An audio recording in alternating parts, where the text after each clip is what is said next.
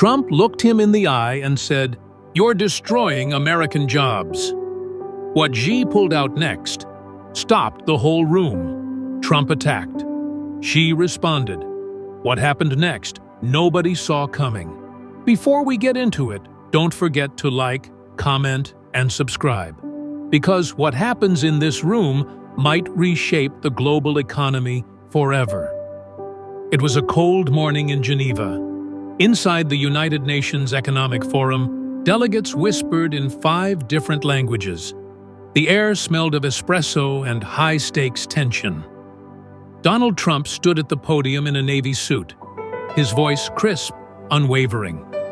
"Let's be clear," he declared, eyes scanning the crowd. "China's trade tactics have crippled American manufacturing. No more games, no more imbalance." Cameras clicked.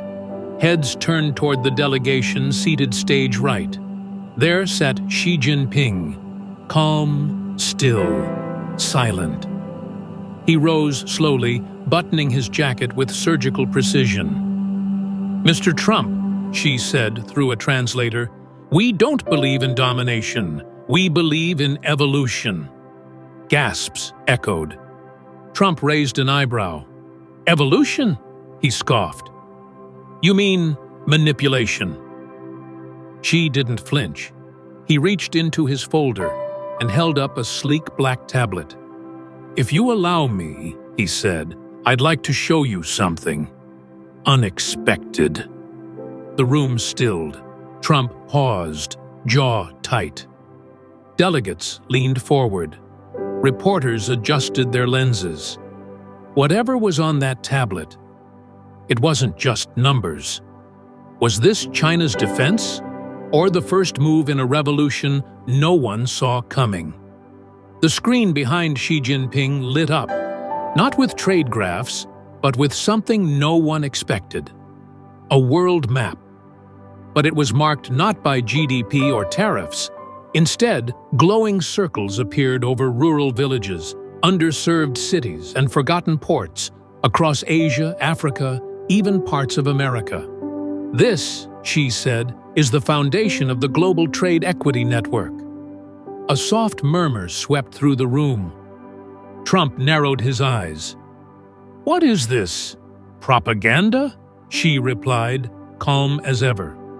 "It's a plan. A new trade model that rewards nations not just for what they produce, but how they elevate others." He tapped again. The screen split, showing small factories co-funded by multiple nations, local worker ownership shares, sustainability metrics, and a section labeled Open Balance Accountability. An economist in the back gasped. "That's radically transparent."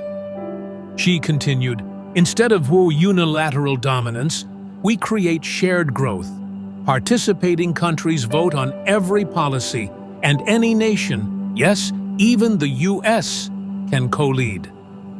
Trump folded his arms. The silence was thicker than before.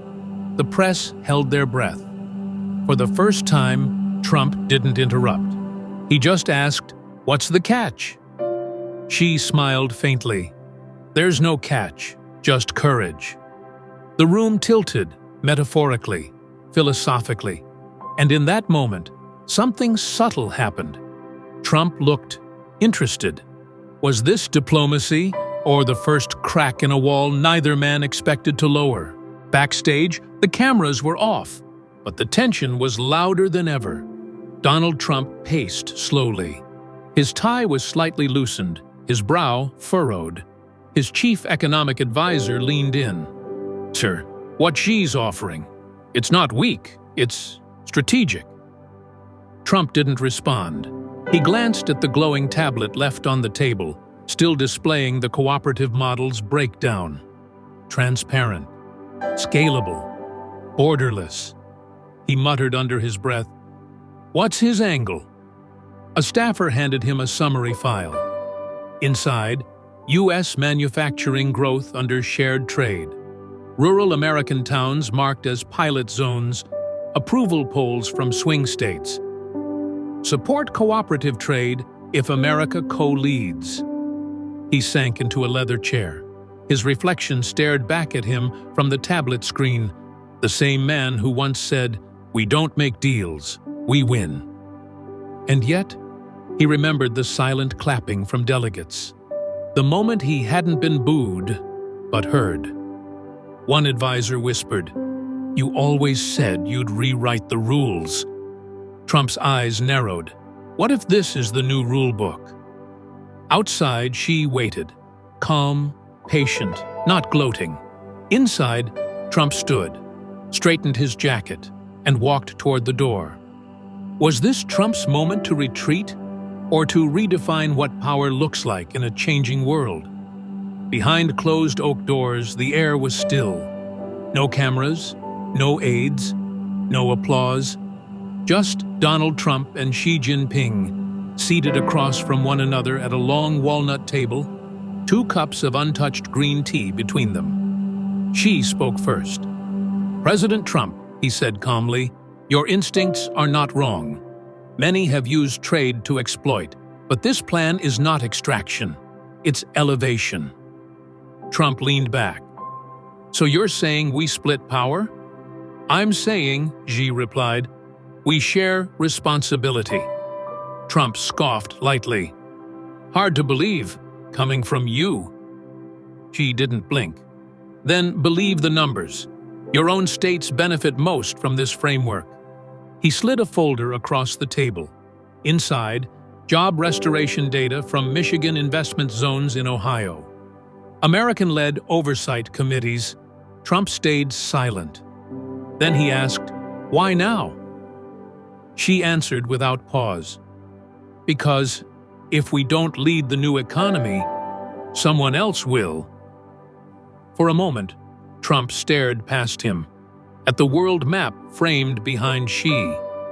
His fingers tapped once on the table, then twice. He looked up. "What happens if I say yes?" Xi's eyes softened.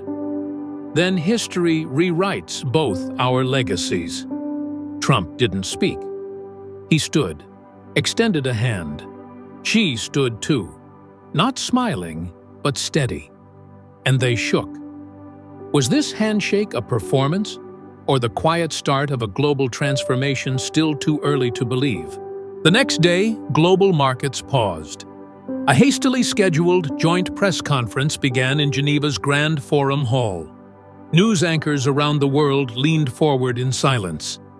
Every camera was live. Donald Trump stood at the podium first, his signature red tie slightly looser, expression unreadable. "Ladies and gentlemen," he began, "you know I don't do handouts, I do deals." A flicker of tension ran through the crowd. "But this time," he continued, "we didn't shake on a deal. We shook on a future." Gasps, flashbulbs. Then he stepped back and nodded to Xi Jinping. Xi approached the mic with calm precision. "We are launching the Global Trade Equity Accord," he said, "a co-led, transparent initiative where every participating nation has voting rights, accountability, and growth opportunities." Behind them, a massive digital banner came alive.